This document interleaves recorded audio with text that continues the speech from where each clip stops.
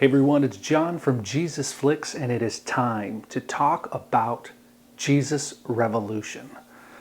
Well, I went and saw it Friday night, and I was absolutely blown away by the film. Just the way the Irwin brothers have improved their movie making from years ago to now is just incredible. The quality of actors that they can get now because their movies make money helps so much. The biggest thing I think that contributes to Christian films or Christian themed films not being as successful is the amount of money that they have available to them when they're making a film. Now granted, there are films like The Shift and Testament that did a lot with very little. But for the most part, if you want to get good actors and you want to get good storytelling and directing, it's going to take money. But I'm so glad to see that this film was out, and everyone in the theater that I was in clapped it several times during the movie. We were laughing. It was a great experience. All right, let's get down to the breakdown, right? We got this right here. I'll flash it up on the screen for you so it looks a little bit better. I want to talk a little bit about this rubric before we get started because I'm making one slight change to it. In the middle, there was a cross. I used to talk about who is the audience when I got to that point. I'm switching that up now, and I'm going to start talking about a key spiritual takeaway from the film. I'm reviewing Christian films. 99.9% of the time, they are going to be targeted to a Christian audience, or the primary audience is a Christian audience. So I think removing that and just talking about the spiritual component, the primary spiritual component, would be better. Okay, so let's run down our list and talk about our story. Well, this is about the Jesus movement that happened in the late 60s and early 70s. And Time magazine had a famous cover that was put out in 1971 that featured this particular movement in California over where they were baptizing at Pirates Cove and with Calvary Chapel. And it's a great story, right? It's about how the U.S. had a spiritual awakening, a true Christian revival in the middle of what was going on with the hippie revolution, right? So these hippies who were tired of just the quid pro quo that was going on with the government and with everything that was going on, they sought truth, they sought enlightenment through drugs and sex and rock and roll. They didn't find it, and so what happened?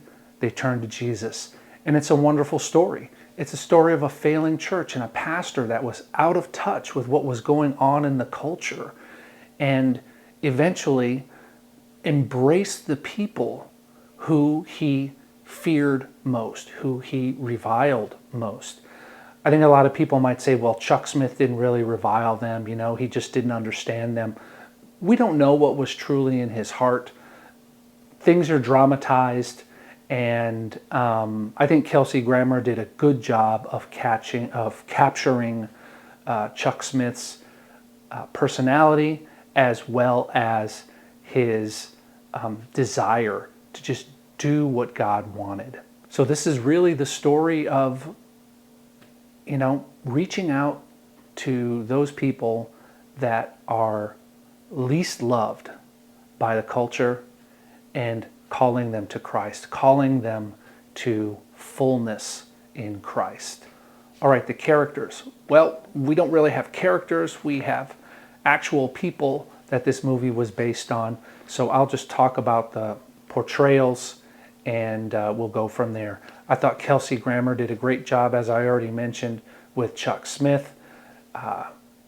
Jonathan Rumi as Lonnie Frisbee was just mwah. I loved it. And if you've seen any YouTube videos that have Lonnie Frisbee in them, you can actually see how closely he captured Lonnie's personality at times. It was eerie.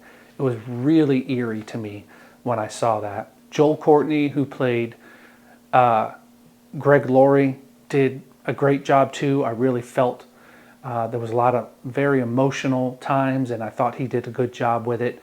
And the young lady, I'm sorry I can't remember her name, who played his love interest, did a great job too. I really felt like this was a wonderfully acted movie. I thought the way that the real life people were kind of captured did a good job. Now, I wasn't there, so I think people who were there, and some of you have commented on my trailer reaction, you said, well, it wasn't really like that, or this person wasn't really like that. That may be true. We do need to keep in mind that for a movie, they're going to embellish things, they're going to dramatize things to keep it interesting, to keep us interested for 2 hours.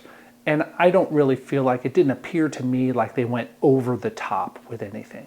Well, the theme here is really that God uses broken people, right? Every single person in this movie that God was using, whether it was a hippie, whether it was Chuck Smith, whether it was Greg Laurie, every single person was flawed.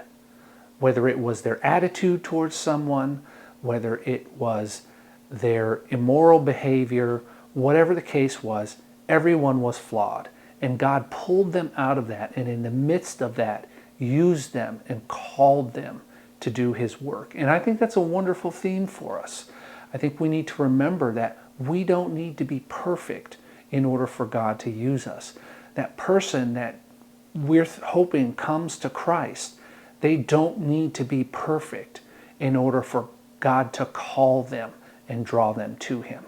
So let's keep that in mind as as you watch this movie, and just see how that theme plays out in Jesus Revolution. Execution, this is usually the category where I look at a movie and I say, maybe it wasn't so good. It certainly did not feel that way about this movie. I thought it was well shot, and the audio sounded great, and I never really felt like I was pulled out of the movie because of ADR or because the environment, the recording wasn't well done. You had great sweeping shots, you had nice close-up shots, and that conveyed the emotion of the scenes. And I have no complaints. I thought the acting was wonderful. Really, really can't complain about how this movie was executed. Definitely on the level of any regular Hollywood movie. All right, and finally we get to that center spot, that cross where we talk about, well, I used to talk about who the intended audience was. Although this time I think it's a broader audience. It could be a broader audience. I still think primarily it's targeted at Christians, although when you look at the press that Kelsey Grammer's been doing, I mean, he's been on Good Morning America, he's been on the Today Show, Jimmy Kimmel, he's been on a number of these shows, so they're trying to pull in a secular audience. So I'm going to say 50-50 on this, on the audience, and they're really going to see that this was a genuine movement of God, and that God will call them out of the middle of whatever they're in. And he loves them, and he wants them to come to him so that they can be redeemed. And that you don't have to be perfect in order for God to use you. Okay, well, Jesus Revolution. I've been anticipating this one for quite a while. I really would have liked to have gotten this review up a lot sooner, but unfortunately, I had some situations that came up that I couldn't immediately record my review after I watched the movie. So I think the next movie I'm going to be reviewing is Southern Gospel. So I'm looking forward to that. And until next time, I'll talk to you later. Bye.